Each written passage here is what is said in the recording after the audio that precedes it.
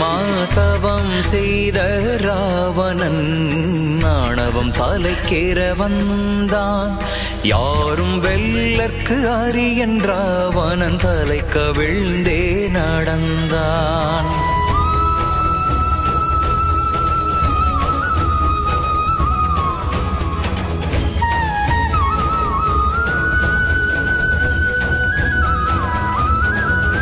அஞ்சாத நெஞ்சன் நெஞ்சம் கனக்க துயரில் நடந்தான் கோமகன்.